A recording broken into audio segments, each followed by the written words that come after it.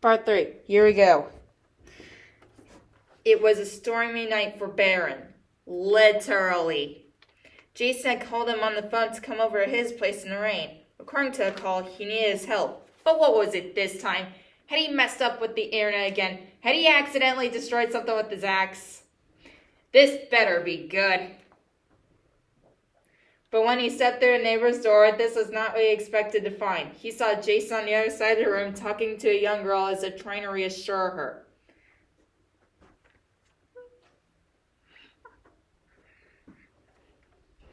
She responded calmly as if knowing it will be all right. Was this the person he was supposed to help? Hey Jason, you said you needed my help. What is it? And who's that? Oh hey Barron, this is Mary. There's an iron band on her ankle. Do you know how to remove it?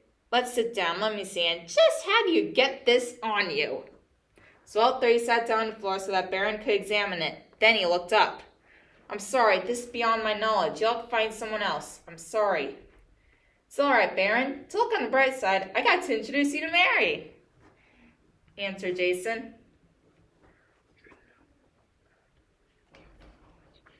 Barron left for home that night. Mary still had the iron band on her ankle. Jason sighed. Mary, that was unfortunate. Well, the chain may be broken, but the shackle remains. Yes, the chain is broken, but the shackle remains. Pardon? Mary turned to him with sympathy in her eyes. She shook her head in a way that pitied him.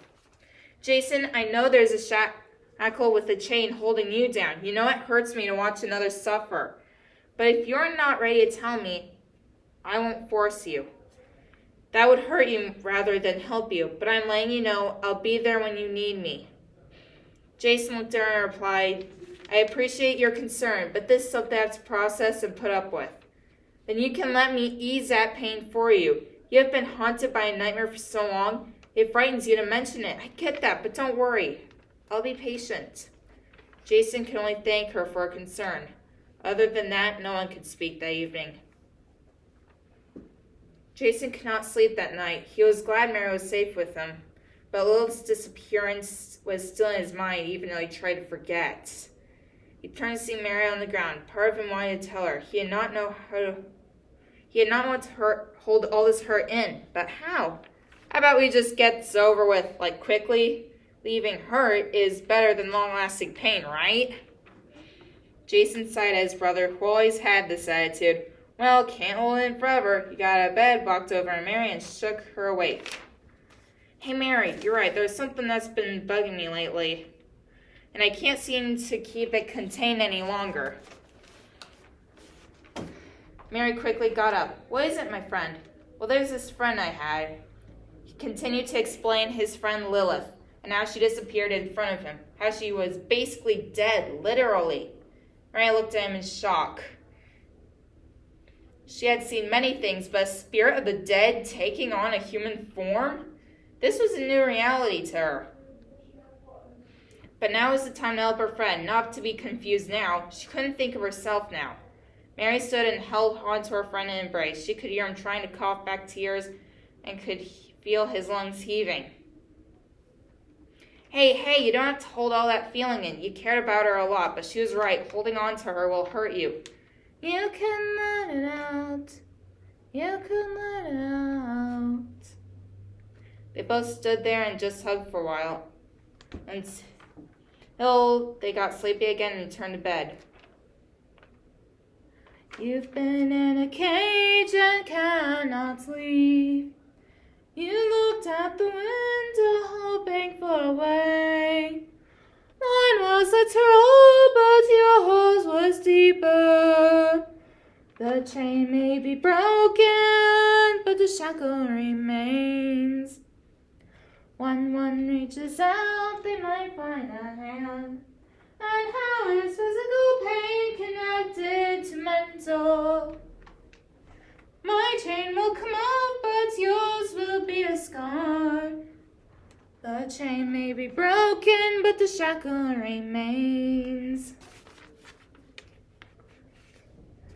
The next morning should have been a normal, typical morning for Jason. Get up, get breakfast, get to work. But today was different. He had a friend without a home here with him. Now what would he do? Oh, she's offering to help. How nice of her. He guessed she liked to help. Well, time to go now. He wondered what Mary would do when he was away. Jason was away now. Now what? Could Mary somehow do something and help her friend who was so generous to her?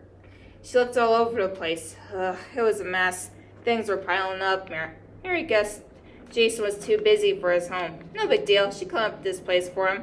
He would keep her busy, and this place needed it. While Mary was sweeping, she could not help but think of what happened that night. It was almost morning, and they were asleep, and suddenly something jolted her awake. She got up from the ground and noticed a light outside. Curious, she walked over to the window and opened it. There was a glowing cloud of smoke or vapor, like a wisp or ghost.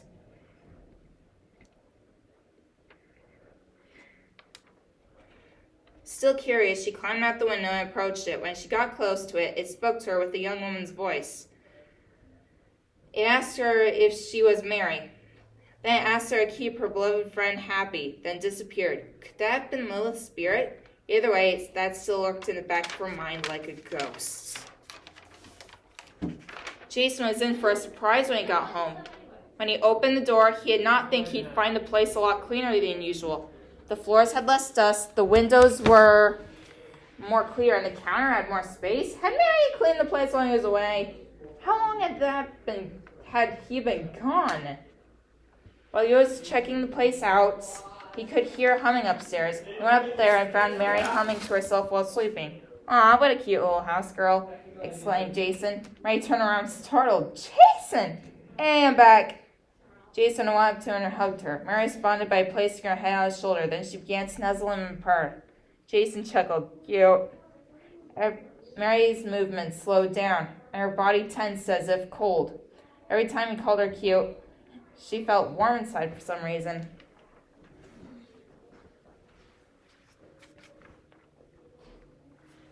"How do you feel?" asked Jason to her.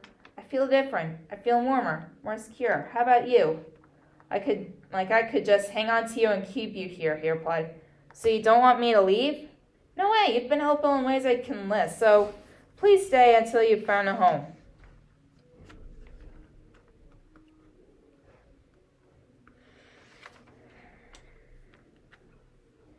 "I guess I'll stay here then. Besides, this place will need my help."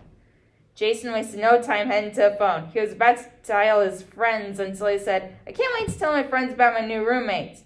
"You mean asked his brother. "What?" It was a joke, but Jason thought it was being shipped.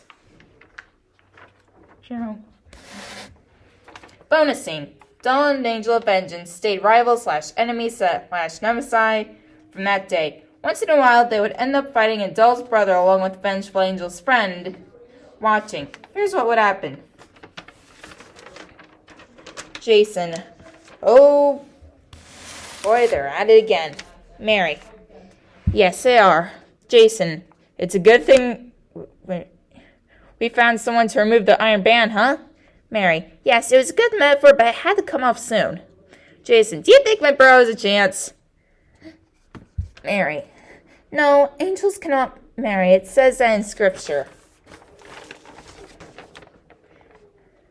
Dull. "Didn't the sons of God leave heaven to be with the daughters of man?" Angel of Vengeance. "Yes, but they weren't angels." Jason. "Seems like Barron likes it." Barron. "Filming this is easier than animating."